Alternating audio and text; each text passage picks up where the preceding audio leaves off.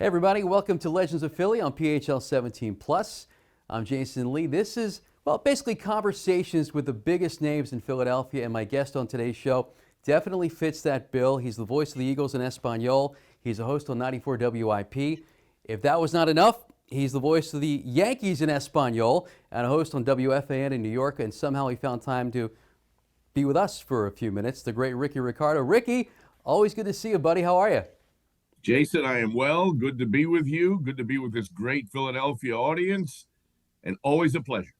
I have to ask you, I just ran down your list of jobs, but every time I see you and every time I hear you on the air, it's energy personified. Where's it come from? I just believe in giving the audience all I've got. That's what I expect when I go to an outlet, any media outlet. There's people I follow. I still have, heroes. I still have mentors. I have people that I trust. And when I go to them, I just want them to give me their best. If they're having a bad day, that's okay. Let me know. We're all human. I just want to, I want to relate to another person.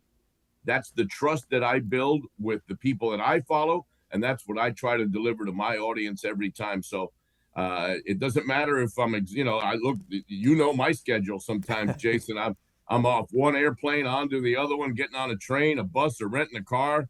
But when it comes time for that green light to come on, and you're on, I'll give you 100% of my energy. Well, and not only that, so usually you do Sunday nights on WIP until 2 a.m. Yes. And this is after doing the Eagles game earlier in the day. So when you do an Eagles game, what time does your day begin? All right, for a typical Eagle, for a typical 1 o'clock, let's say for a typical 1 o'clock Eagle game. Yeah. And this is after baseball is over, because once baseball is over, I am at my Florida home. So a typical day for me is getting up about 4 a.m. Wow. Getting ready to get to the airport. There's a couple of flights, one at 6, one at 7.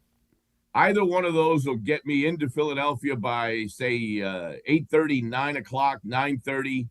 I take get an Uber right over from PHL right over to the stadium. I do the game. I go over to WIP. I'll watch maybe the Sunday night game if we're carrying that and prepare.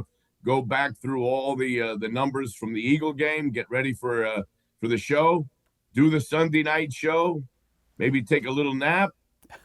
4 a.m. Get back in an Uber. Go back to the airport and take the first flight back home. That's you're up during over, during the winter. You're up over 24 hours then. Yeah, not a problem. Wow. Coffee, lots of coffee. Lots, the dark roast, I assume. Yes, lots of dark roast, and it's the enthusiasm. It's the love of what I do. Right. I am very blessed. I am very lucky to be doing this for a living. Not everybody can do what they enjoy, what they like for a living, and when it comes to sacrifice, I don't look at it that way. Sacrifice would be doing something against my grain, against my will. I'm doing something that I dreamt of doing as a kid, that I have dreamt of doing all my life, and I've been blessed enough to be able to do this throughout my adult life and into now my early 60s. So I put a smile on my face, pot of coffee on, and let's get ready to rock and roll.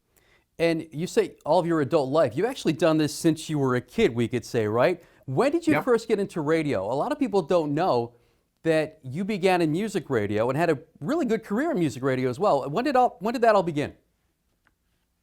I dreamt of being an on-air personality, slash DJ all through junior high and high school. And I graduated at 17 from high school and went, I was going to school to be, believe it or not, a psychiatrist. Okay. I was a human behavior major. Wow. Okay. And at the same time, I took some broadcasting courses on the side. And in 90 days, I got this flimsy 90-day course certificate, which was enough to at least get you an air check. So I shopped my air check while I was still studying human behavior. And I was able to get a job I hadn't turned 18 yet. I got a job at a little AM station in Florida playing disco music.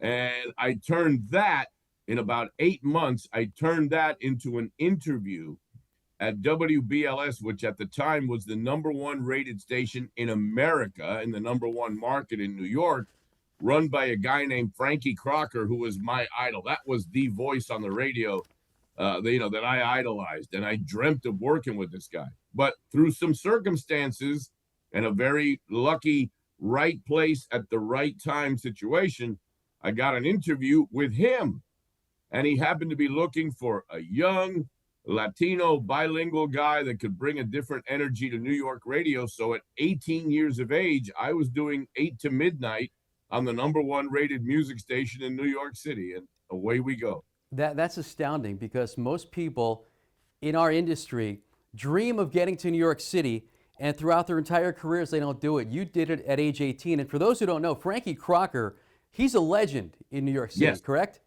Yes. Yes. The #1 music guy. I mean, when it comes to today's urban contemporary format, today's real crossover pop music formats, they were all designed by him. And he was a beloved air personality, a larger than life figure. I'm not the only one. If you talk to guys in our industry, they'll tell you, that was my idol. That was the guy I dreamt of sounding like, of working with. And I was like a second son to him. And all those years, he was like a second father to me. I was away from home at a very young age. I left mom and dad in Florida, and I was 18 years of age. So, a lot of the fine tuning of my adult life, not only radio, but life itself, was all tutored to me by Frankie Crocker. So let me ask you this, and for those watching, if you've never heard Rickie do music radio, talking up records, Rickie, I searched you on YouTube. Some of your old stuff from WBLS is on YouTube. I have to ask, because I like to harken back to my music days. Do you ever go back and listen to yourself and be like, that's what I sounded like back then? Oh, I love it. Yeah. I, every once in a while, just for the heck of it, I'll be on YouTube and I'll look myself up, and I will self-critique myself a little bit. Yes. Maybe something I should have done more of, way back when. And I'll go back in time, and if I had it to do over again, maybe I'd do this a little bit different. I'll do that a little bit different. So I'm my own worst critic right now. Now that I've been a program director, I've done just about everything you can do in our business. So yes, to answer your question, I enjoy going back and listening to. It was a different time. It was a different way we went about things. I think I've grown throughout the years and maybe polished off myself a little bit more. But to hear myself very raw back at age 18, and that's going back quite a while, John. I've been doing this over 40 years. Is quite a thrill for me sometimes. Yeah, no, I get that. I get that. And you sounded great. And it was a different time in radio, much more personality. I want to ask you a question about, you have a story about being the first person to play Thriller, but we got to take a break. We have to take a break, but on the other side, we'll talk about that. Much more with Rickie Ricardo coming up on Legends of Philly. All right, back here on Legends of Philly with my special guest for today's show, Rickie Ricardo, the voice of the Eagles in Español and a 94 WIP host, but we're kind of hearkening back right now to his days in music radio. And Rickie, you got to tell a story about being the first radio personality to play Michael Jackson's Thriller on the air. Tell us about that. Well, what happened was, and look, that was the most anticipated release of its time.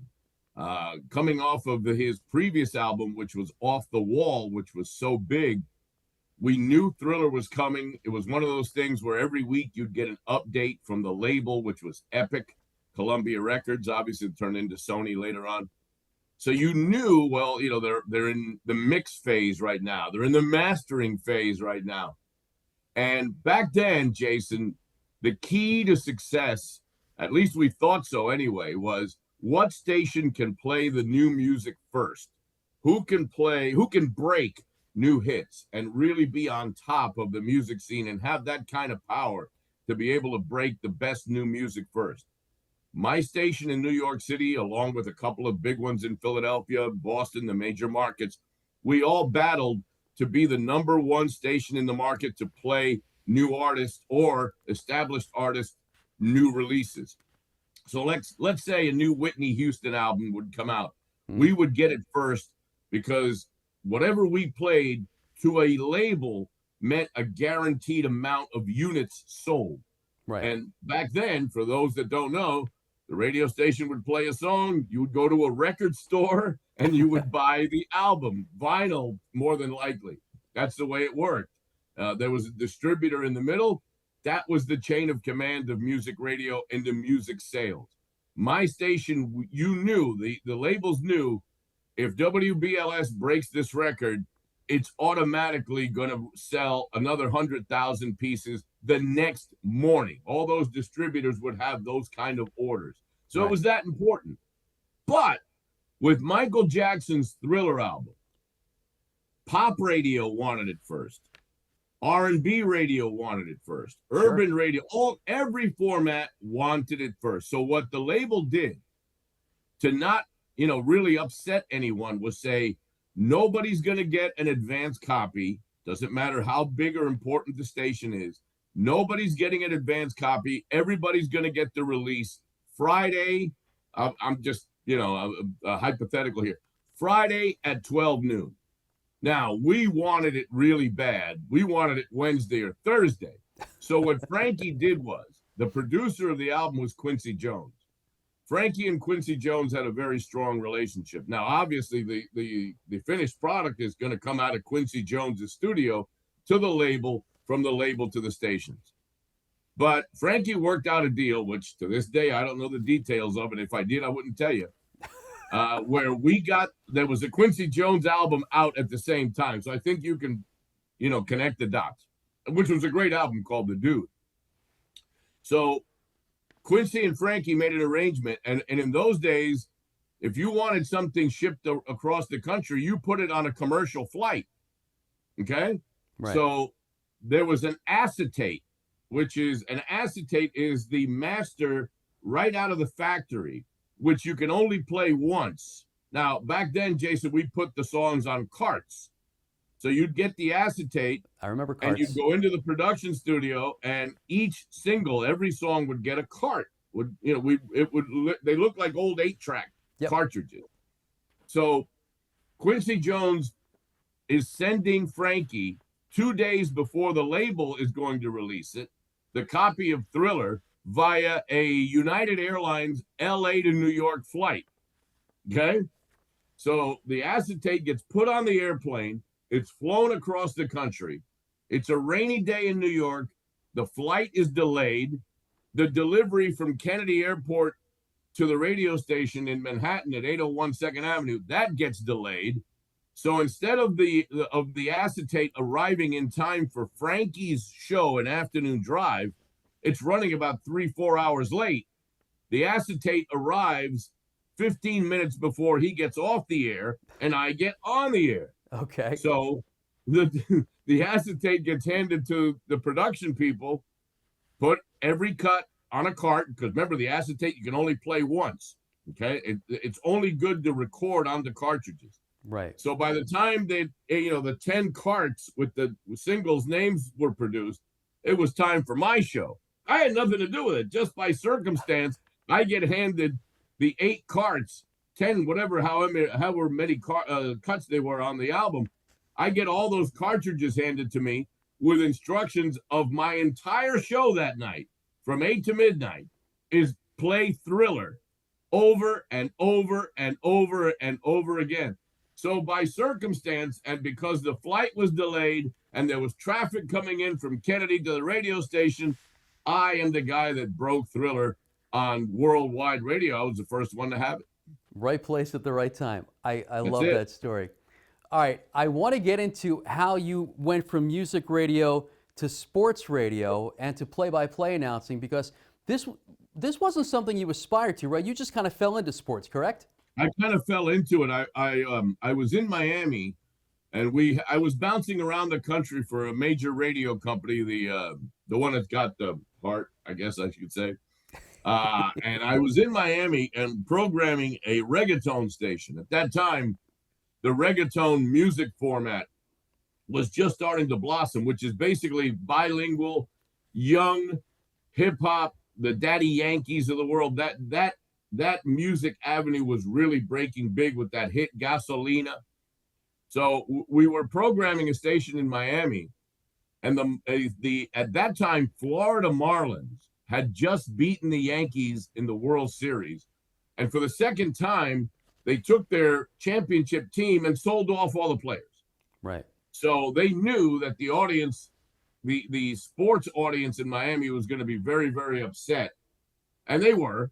And they were putting out in 2004 and 2005 a rookie team, basically all youngsters. They sold all the veterans that won the World Series. They didn't want to pay the guys. They had Joe Girardi, ex-Phillies manager, ex-Yankee manager, was brought in to manage the Marlins.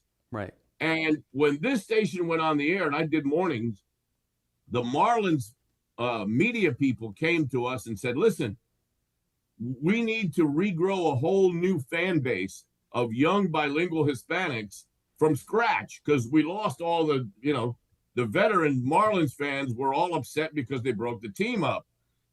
They had a lot of young Hispanic players from the Dominican and Venezuela, some Cubans, some Puerto Rican. And they said, look, we're going to bring the players on your morning show to play DJ and let the audience get acquainted with these new players. And in exchange, we'll let you, Ricky, do some play-by-play of Marlins baseball. It was their idea. I said, wow, I've always, this is one of my dreams that had never come true just yet. So I would do morning drive. A couple of, the Hanley Ramirez's of the world at that time would come on my show. And then at night, I'd go to the stadium and do a couple of innings of play-by-play with the great fellow Ramirez, the legendary Spanish broadcaster who passed away in Philadelphia, but, coincidentally. And that's how it got started. But then the company said there's one more market that we haven't really conquered yet with a Spanish FM. Would you like to go to, Jason, Philadelphia? Philadelphia. Okay. And I said, I would love to, but I would really like to do the same thing that I'm doing with the Marlins, with the Phillies. So the Marlins people called the Phillies and said, hey, this guy's coming to Philadelphia. Do you have interest in a Spanish broadcast? The Phillies said, absolutely. Ruben Amaro was part of was the assistant general manager with Pat Gillick at the time. The Phillies had a lot of big-time Hispanic players, especially Chooch, Carlos Ruiz, and many others. The Phillies said yes, and I came to Philly. I was doing morning drive on the Spanish FM and doing Phillies baseball at night, and that's how we got started doing sports in Philadelphia. That turned into going to the Eagles with my partner, Bill Kulick, the great Bill Kulick, whose idea was originally to bring baseball in Spanish to Philly. Him and I got together. A year or two later, we were doing the Phillies and the Eagles, and the rest is history. Wow, the rest is history. And look at you now, the voice in Español of two teams, the Eagles and the New York Yankees. Got to take another break, but when we come back, I want to talk more about your play-by-play announcing and some of your well-known calls. And we're going to talk some si senor and no senor, I'm sure. Back in a moment with Rickie Ricardo on Legends of Philly. Back here on Legends of Philly with the great Rickie Ricardo. We were talking about Rickie's play-by-play announcing. And I'm curious, Rickie, because most people who do play-by-play announcing, you start small, you start in the minor leagues, you travel around the country in buses and you work your way up, but you kind of hone your craft as you're working your way up. You were kind of thrown right into play-by-play in the big leagues. So where did this style come from? Where did that play-by-play Rickie Ricardo, that unique delivery you have, where'd that all come from?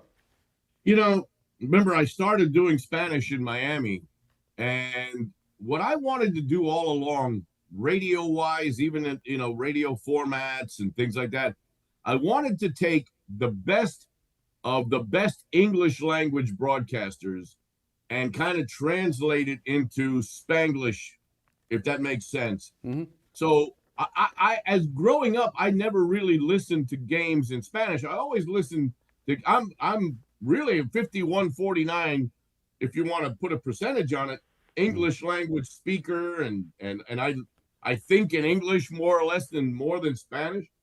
So what I wanted to do was take what I loved about a guy like John Miller, for example, or Skip Carey. If you remember Skip Carey from the Sure. old Atlanta TBS. Braves, yeah, on TBS. Yep. That was those were my idols. They were Okay. they were funny. You know, they made the game interesting. They had a sense of humor about it. It didn't take themselves too seriously. So I took the elements of both John Miller and Skip Carey and tried to do my version of that in Spanish, and at the same time be able to communicate with that bilingual youngster that's coming up just like I did, that knew both languages. So I kind of honed my style from those two guys. Those were the two names that really stuck out to me. John Miller, who at the time was doing Sunday Night Baseball on ESPN with the great Sure. Joe Morgan, and Skip Carey, who was the and Skip's legacy, you know, his son Chip, and now his Grandsons. Yep. and Harry Carey, his dad, you know, for years did the Cubs. But Skip was my guy. I got to meet him in Atlanta later on down the line, and sat down and had a meal with him. And I've known John Miller. I see him every year and remind him, hey, man, there'll be no me without you. So those were the two guys that I honed my style. And then as far as the football is concerned, I would listen to a guy named Howard David, who was on for years. Westwood One, right? On Westwood Or One. Miami Dolphins. He did the Dolphins. He did Yep. the Jets. You know, he was wonderful. And then I got to Philadelphia and I said, you know, the Eagles have a very distinctive voice in the great Merrill Reese, who I've become very, very close to over the Yep. years. And I said to myself, I'm going to take elements of Howard David and Merrill Reese and create the Rickie Ricardo that does the Eagles, you know, that kind of sticks out like Merrill, which is different, and put all those elements together. And I've come up with something that I think obviously has been fun for the fans. It's fun for me to do, and has you know, allotted me a lot of success. Thank God, here in Philadelphia, a market, a city that I adore, that I love, a fan base, you know, that I cherish. But those are the routes to where I've got to where I'm going. Well, I remember when I first heard you, I think it was on Angelo Cataldi's show on WIP in the morning. He would start playing your calls from the day before, and you didn't have to know Spanish. I mean, Ricky, I took 4 years of Spanish in high school and 2 semesters in college. What I don't remember, it's a lot more than what I do remember. But you didn't have to know Spanish to appreciate the call. And that's going to lead me to a couple of your more famous calls. The Si Senor, the Jake Elliott 61-yard field goal. Obviously, you can't script something like that out. So how does that pop into your head? Or can you even answer that? Well, the Si Senor and the No Senor, I wanted to have calls that my philosophy in New York, when we did what is today still the biggest crossover FM station, is to have something that is as easy to pronounce and recognize in English as it is in Spanish, but it's based in Spanish. Right. So, Si Senor, No Senor is very simple. It's very basic. Anybody that, you know, even a Jason Lee with his, you know, however many years of you know when I say Si Senor, you don't have to be Spanish to understand what I'm saying. Exactly. Obviously, the That's Spanish true. listener does. So I made it very simple and very basic, but then you add a little flavor to the call and make it fun, and especially you hold it back. Like any Jake Elliott field goal is a Si Senor, but if it's a 61-yarder, it's a Si Senor, you know, and I really get into it. And obviously then, I know you're going to take me to Chicago, to that playoff game where, you know, Collinsworth called it the double doink. Nah, that's not the double doink. It's the No Senor kick from the Chicago Bears. And remember, it was an ex-Eagles kicker. You know, Cody that missed Parkey. that. Cody Parkey missed that kick, and that allowed us to move on to New Orleans for the next playoff game with Nick Foles at quarterback. But it's just that simple, Jason. It's making it easy for the Spanish listener and for the non-Spanish listener to be able to understand what I'm talking about. And then you throw in a little, a little hot sauce on it, make it fun. So the Elliott make, si senor, the Parky miss, no senor, no senor, and it's been a legendary call ever since. I love it. Well, I want to tell you, and I got to make this quick because I'm getting the rap sign, and tell me if I'm confusing calls here. My favorite part of the double doink call, the Cody Parkey miss, wasn't the no senor. Didn't you start singing Chicago after that? Yes, I did. That I love. I went Sinatra. I went full Sinatra on you. My kind of town, Chicago is Chicago. Rickie Ricardo doing Chicago. Frank Sinatra. I had to have security get me out of Soldier Field that day. Listen, they weren't very pleased with me at Soldier Field. I cannot think of a better way to end this. Rickie, you and I could talk all day, so we got to do this again. We could definitely do a part 2. Probably a part 3 and 4 too. Anytime. Rickie, I appreciate it, my friend. Real quick, obviously this is going to run who knows how long into the future. So anybody listening to this during football season, you want to catch Rickie's call. Rickie, where can people hear you doing the Eagles? 105.7 mega in Philadelphia. The Eagles app. If you go on the Eagles app up in the right-hand corner, you can listen either to Merrill's call or myself. Just hit the button for English or Spanish, NFL.com, Sirius XM. It's all over the place. Awesome. And, of course, 94 WIP as well. Rickie, this was a lot of fun. I always appreciate you, my friend. Thanks for doing this, and we must do it again. My pleasure, Jason. Anytime. And to the Philadelphia fans, I love you. I always will love you. So don't worry about the fact that I do the Yankees. I got Philly inside of here, baby. I didn't want to go there, Rickie. We'll go there on the next episode, okay? Thank you, Rickie. This was a lot of fun. And everybody, thank you for watching Legends of Philly on PHL 17+.